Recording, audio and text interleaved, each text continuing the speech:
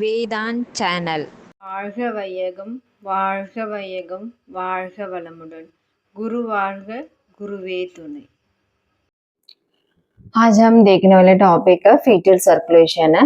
Fetal circulation मतलब normally human body में दो टाइप ऑफ सर्कुलेशन रहती है। वो पल्मोनरी सर्कुलेशन, बाद में सिस्टमिक सर्कुलेशन। पल्मोनरी सर्कुलेशन मतलब क्या है? तो पल्मोनरी सर्कुलेशन हार्ट लंग बीच में सर्कुलेशन रहती है ना, वो पल्मोनरी सर्कुलेशन बोलते हैं। हार्ट के बाद में बॉडी सिस्टम के बीच में सर्कुलेशन चलेगा तो उसका सिस्टमिक सर्कुलेशन बोलते हैं।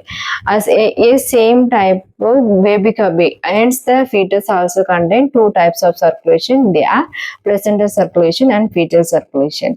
ये fetus में भी दो सर्कुलेशन रहती है, वो प्लेसेंटल सर्कुलेशन, बाद में फीटल सर्कुलेशन। प्लेसेंटल सर्कुलेशन मतलब इसका यूट्रिन मदर का यूट्रिन आर्टरीज बाद में प्लेसेंटा के बीच में सर्कुलेशन रहती है, वो प्लेसेंटल सर्कुलेशन बोल सकते हैं।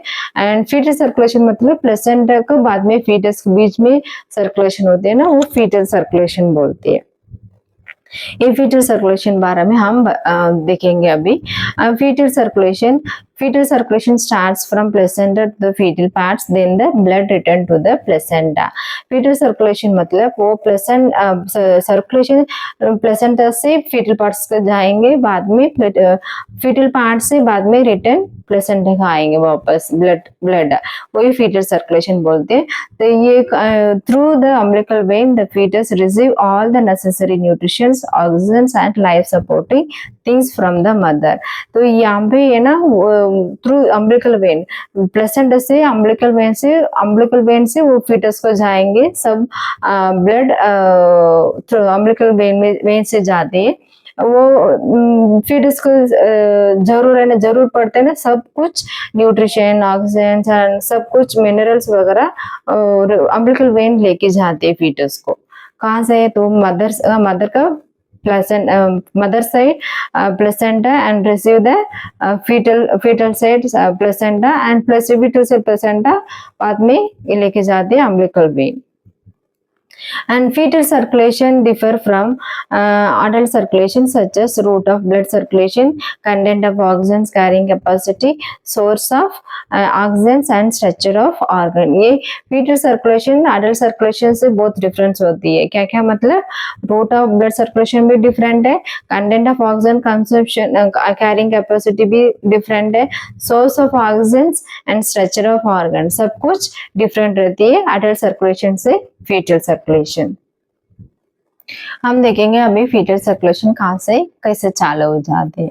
फर्स्ट प्लेसेंटा से फीटल सर्कुलेशन चालू हो जाते हैं। प्लेसेंटा ऑक्सीजन से ब्लड लेती है, प्लेसेंटा से अम्बिलिकल वेन में जाएंगे, अम्बिलिकल वेन से फीटल अम्बिलिकस से फॉल्सिफम लिगामेंट ऑफ द लिवर, वो लिगामेंट ऑफ लिवर में रहती है, वो उसके बाद वहां से लिवर को जाती है। अगेन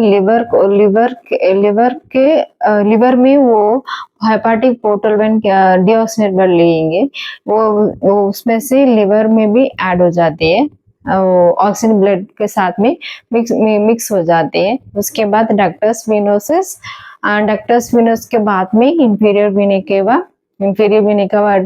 हार्ट में फीटल हार्ट में चले जाते हैं। उसके बाद इंफीरियर वेना केवा से राइट एट्रियम से तो दो जगह में जाती है, वो राइट वेंट्रिकल ब्लड डीऑक्सिनेटेड ब्लड आती है, वो सुपीरियर वेना केवा से आती है। बाद में ये राइट एट्रियम का ब्लड फोरामेन वॉल के थ्रू में लेफ्ट एट्रियम में जाएंगे। लेफ्ट एट्रियम के बाद में लेफ्ट एट्रियम में लंग का पल्मोनरी वेन थ्रू डीऑक्सिनेटेड ब्लड यहाँ पे आ जाएंगे, लेफ्ट एट्रियम तक आ जाएंगे। बाद में यहाँ पे राइट वेंट्रिकल से पल्मोनरी आर्टरी को ब्लड जाती है। एंड नेक्स्ट यहाँ से पल्मोनरी आर्टरी से बाईपास थ्रू लंग्स को जाते हैं। यहाँ पे लेफ्ट एट्रियस से मिट्रल वॉल थ्रू यहाँ पे लेफ्ट वेंट्रिकल को आ जाएंगे। बाद में लेफ्ट वेंट्रिकल से यहाँ से आयोटा का आ जाएंगे। यहाँ पे पल्मोनरी आर्टरी से बाईपास करके लंग्स से जाएंगे। लंग्स से उसके बाद वो डक्टस आर्टरियस को जाएंगे, डक्टस आर्टरियस को जाएंगे। डक्टस आर्टरियस से ब्लड कैरी करते, उसके बाद descending portion of iota arch जाती है। यहाँ ये बाद में यहाँ पे आयोटा से तो लेफ्ट वेंट्रिकल्स आयोटा आते हैं ना, वो ब्लड दो जगह में जाती है। कोरोना आर्टरी में जाती है, बाद में करोटिड आर्टरी में जाती है। कोरोनरी आर्टरी से myocardium of layer heart layer पे जाती है। करोटिड आर्टरी से उसको टिश्यू ऑफ द ब्रेन को जाती है, टिश्यू ऑफ द ब्रेन को जाती है। बाद में ये नेक्स्ट ये descending portion of the aortic arch में जाते हैं ना, उसके बाद में वो various parts in the lower region of the body, fetus body को जाती है। उसके बाद इंटरनल इलियाक और हाइपोगास्ट्रिक आर्टरी का वो दोनों जगह में इंटरनल इलियाक और हाइपोगास्ट्रिक आर्टरी से ब्लड लेके अम्बिलिकल आर्टरीज थ्रू प्लेसेंटा को वापस पहुंच जाती है। ये प्लेसेंटा सर्कुलेशन एक ब्रीफ है। ये इमेजेस ऑफ फीटल सर्कुलेशन है। ये फीटल सर्कुलेशन में प्लेसेंटा, प्लेसेंटा से अम्बिलिकल वेन है, अम्बिलिकल वेन ये रेड कलर रहते हैं ना, वो अम्बिलिकल वेन है। अम्बिलिकल वेन से कार्य करते, इसके बाद फर्स्ट बर्निका मंडम यहाँ से लिवर से पहुंच जाती है। लिवर जाने के बाद यहाँ से पोर्टल वेन से अम्प्योर ब्लड रिसीव हो जाती है।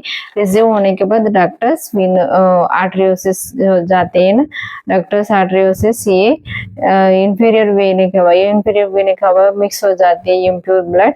एंड नेक्स्ट उसके बाद वो राइट एट्रियम में पहुंच जाती है। राइट एट्रियम से उसके फोरामन ओवले यहाँ पे फोरामन ओवले के एंटर होके उसके बाद लेफ्ट वेंट्रिकल को पहुंच जाती है। एंड नेक्स्ट यहाँ से लेफ्ट एट्रियम से लेफ्ट वेंट्रिकल पहुंच जाती है। लेफ्ट वेंट्रिकल आयोटा थ्रू उसके आयोटा थ्रू वहां पे जाती है। ये यहाँ पे डिसेंडिंग आयोटा है, तो डिसेंडिंग आयोटा की नीचे जाएगा तो उसके बॉडी के पार्ट सब ब्लड सप्लाई हो जाती है। उसके बाद इंटरनल इलियाक आर्टरी से कैरी करके हाइपोगास्ट्रिक आर्टरीज ब्लड कैरी करके डीऑक्सीजन ब्लड कैरी करके अम्बिलिकल आर्टरीज थ्रू उसके प्लेसेंटा में पहुंच जाती है। एंड यहाँ पे देखेगा तो सुपीरियर वेन के हुआ ब्लड ब्रेन से लेके आते, ब्लड ब्रेन से लेके आते, वो सुपीरियर होने की वजह से यहाँ पे पहुंच जाते हैं लेफ्ट वेंट्रिकल को, सॉरी राइट वेंट्रिकल को पहुंच जाते हैं। एंड नेक्स्ट ये डक्टस आर्टरियोसिस है, ये डिसेंडिंग आयोटा है, ये डिसेंडिंग आयोटा है। तो पल्मोनरी आर्टरी ये पल्मोनरी आर्टरी है, डिसेंडिंग आयोटा दोनों ही मिलती है ना यहाँ पे जहाँ में डक्टस आर्टरियोसिस रहती है। तो ये फोरामन वोवले रहती है। इम्पोर्टेंट चेंजेस अभी होती है ना, वो closure when the baby deliver होने के बाद चेंजेस होती है। यहाँ पे कहाँ पे मतलब foramen ovale and next ductus arteriosus and next ductus venosus and next umbilical arteries यहाँ पे रहते हैं ना, यहाँ पे ये सब ये जगह में है ना चेंजेस होते हैं। हम देखेंगे अभी क्या क्या चेंजेस हो रहा है। Extrauterine circulatory changes at birth, क्या क्या चेंजेस देखेंगे अभी। Blood and oxygen supply was discontinue while the umbilical cord is clamp, umbilical cord clamp होने के बाद वो ब्लड सप्लाई प्लेसेंटा से आते हैं ना, वो डिसकंटिन्यू हो जाते हैं। Oxygen supply is continue to the newborns lungs, so the lungs expand with the air leads to the pulmonary artery pressure is low. तो कब हम क्लैम्प करते हैं तब वहाँ पे ऑक्सीजन सप्लाई भी डिसकंटिन्यू हो जाती है।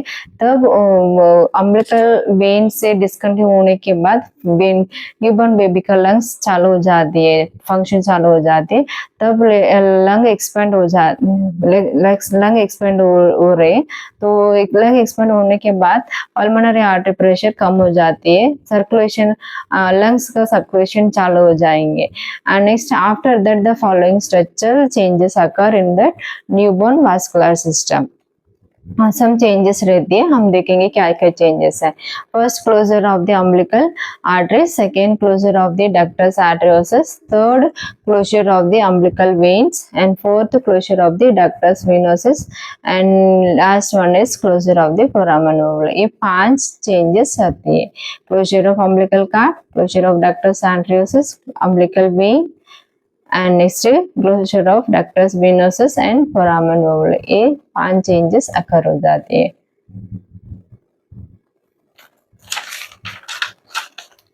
And first we'll see that for closure of umbilical artery. Umbilical artery में function closure is occur immediately, then it completely closed by 2 to 3 months. The distal part forms as a lateral umbilical ligament. यहाँ पे physiologically closure immediately हो जाते हैं, लेकिन anatomically उसका closure होने के लिए 2 to 3 month रहती है. उसका distal parts मतलब end part umbilical ligament जैसा चेंज होता है, बिकॉज ऑफ ये अम्बिलिकल आर्टरी ना अम्बिलिकल पार्ट में रहती है, इसलिए हमें अम्बिलिकल लिगामेंट ऐसा चेंज हो जाती है. And next second closure of ductus arteriosus. Ductus arteriosus the pulmonary blood flow the and arterial oxygen is increase due to the vasoconstriction of ductus आर्टरियोसिस within hours of birth. Pulmonary blood flow कम हो जाती है ना, तब वो arterial oxygen increase होती है क्योंकि लंग्स का फंक्शन चालू हो जाती है due to construction of ductus आर्टरियोसिस within hours of the birth. यहाँ पे डक्टस आर्टरियोसिस भी कंस्ट्रक्शन हो जाती है. And next physiological closure occur होते हैं. Physiological closure occur after baby birth. It's initiated the pulmonary respiration. Physiologically functionally closure हो जाती है after baby birth होने के बाद. It will be stimulated अर्थात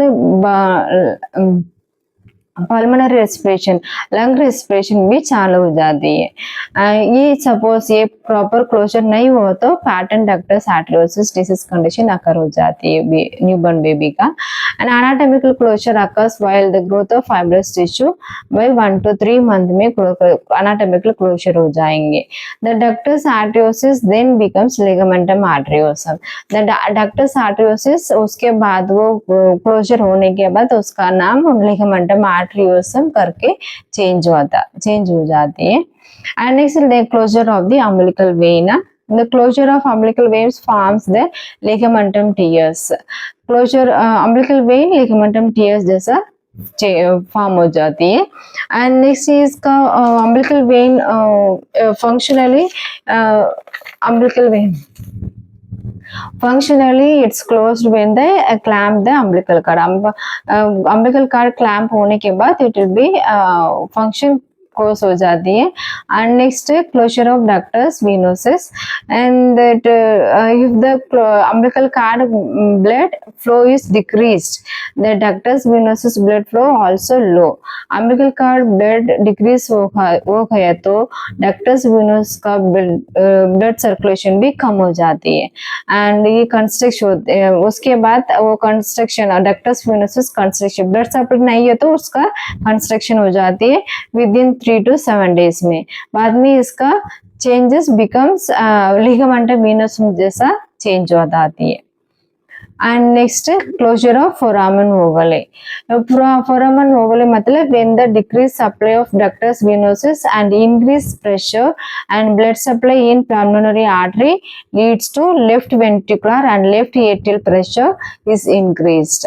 so functionally क्लोजर आकर फोरामन ओवले रहती है, इसका बीच में लेफ्ट एट्रियम राइट एट्रियम के बीच में फोरामन ओवले रहेंगे. so, उसके बाद ये फोरामन ओवले कब क्लोजर हो जाएंगे, मतलब लेफ्ट एट्रियम में ब्लड सप्लाई कम है, राइट एट्रियम में ब्लड सप्लाई कम है, लेफ्ट एट्रियम में ब्लड सप्लाई एंड प्रेशर ज्यादा है. इसके लिए उसके बीच फोरामन ओवले रहते ना वो क्लोज हो जाती है क्योंकि राइट एट्रियम में प्रेशर कम है क्योंकि डक्टस वेनोसस भी ब्लड सर्कुलेशन नहीं जाती है. इसके लिए डक्टस वेनोसस का ब्लड सप्लाई नहीं है, राइट एट्रियम में ब्लड सप्लाई कम है, लेफ्ट साइड ऑफ आर्ट में इंक्रीज प्रेशर भी है, इंक्रीज ब्लड सप्लाई भी है. इसके लिए पल्मोनरी आर्ट से leads to left ventricular and left atrial pressure is increased. Left side increased pressure रहती है, so functionally foramen ovale closure हो जाती है. And anatomically it will be closure occur by 12 month में anatomical closure हो जाएंगे. और उसके बाद उसका नाम it becomes fossa ovalis. foramen ovale का नाम, उसका नाम हम बोलते हैं fossa ovalis. ये fetal circulation का changes. Thank you.